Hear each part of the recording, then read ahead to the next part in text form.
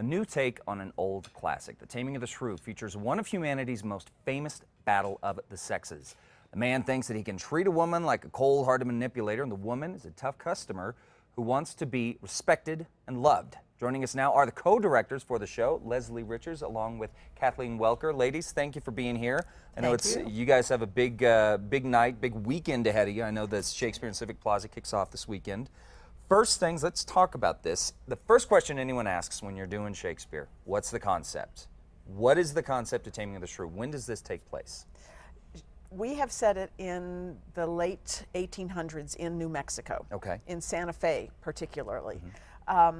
There was, you know, the 1800s, 1880s, 90s in New Mexico are really interesting. They're building skyscrapers in Chicago, and we're fighting the Lincoln County Wars. So it's a real interesting time in New Mexico because we're trying so hard to modernize in so many ways and keep up with the rest of the United States. And then we're also confronted with, you know, cowboys and all that that implies. Yeah. But lots of strong women in the state in that point. And we like the idea a little bit of a kind of a Calamity Jane flavor too. Oh, that's a great idea. That's a great idea. You know, obviously, yeah, I mean, you know, Kate being a very strong female part. With that, there's always the discussion about, and a lot of people feel, and I personally, I won't make any bones about it, that it is a misogynistic play. How do you deal with that? That's, see, Leslie gives me that look. She says, no, Chad, no. So correct me. Tell me why I'm wrong about this. How is it not a misogynistic well, play? we took it from the 16th century, 17th century context that Shakespeare wrote in, when Elizabeth I was the first queen, the first power woman on the throne. And Shakespeare was writing for a context that related back to an older time, where men were king, men were the rulers of the household, and women were subjects. We wanted to make it a little more modern in context, where the question of whether Kate actually submits, is actually tamed, is the question that everyone leaves at the end of the show, wondering, is she? Yeah, she has this, for those that may be unfamiliar, and we're actually seeing the sister production here right now, Julius Caesar, with Shakespeare in Civic Plaza, but she has this monologue at the very end where it almost seems on the surface that she succumbs to Petruchio, that she says women should be docile, that they should be this and they should be that. So are you doing it with an ironic twist? Is she being ironic in that moment? No, she's not. She's not being ironic in that moment at all, because we feel that they fall in love with each other because they're so smart, and nobody else is as smart as they are. Okay. And they spend the rest of the play figuring out that they can admit that to each other. And they also discover during the context of the play that they don't have to be anybody else's, live by anybody else's rules. Anybody else's rules are not about them. So they're setting their own standards of well, what love and roles. In the sense that there's somebody for everybody. Right.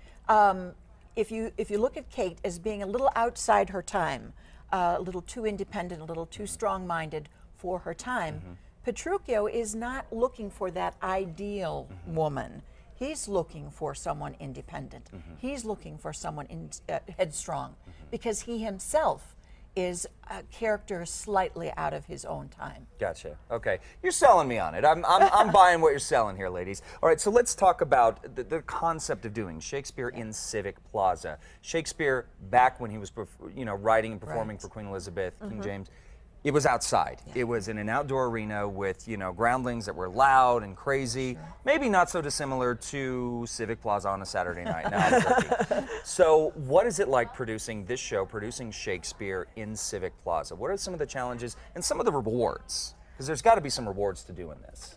It's brilliant to be outside and do Shakespeare and to have the seating capacity that the plaza allows. Now we're up on the stage. The entire production happens up on the stage, including the seatings. So people shouldn't think that they're going to come and the entire Civic Plaza is going to be covered with seats. That's not the case. But someday, maybe. Someday, that's the goal, right? That's the goal, to get it yes.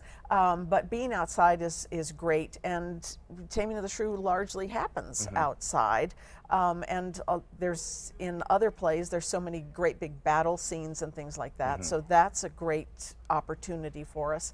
But we love being a part of downtown and being outside in Civic Plaza. It means so much. The city's been such a good partner in helping that happen. And that was another thing I wanted to highlight, is to really stress to our viewers at home and to folks that may not be in the know, that the city of Albuquerque has really stepped up, and they too, the mayor's office, believes that this is very important for our community. This is a co-production of the city and the Vortex. That's great. And they're really behind it. That's great. So very quickly, ladies, Taming the Shrew, you open tomorrow night, is that right? Saturday. You open Saturday. Okay. So Julius Caesar opens tonight, runs Friday, and then Taming of the Shrew Saturday night. And Sunday. Saturday and Sunday. So how do we get tickets? Holdmyticket.com. Okay, holdmyticket.com. Well, guys, I highly encourage you to get out. Last year, it was a lot of fun. 2 different shows. Get out, see Taming of the Shrew, Julius Caesar. And for more information on Shakespeare and Civic Plaza, head over to casa.com.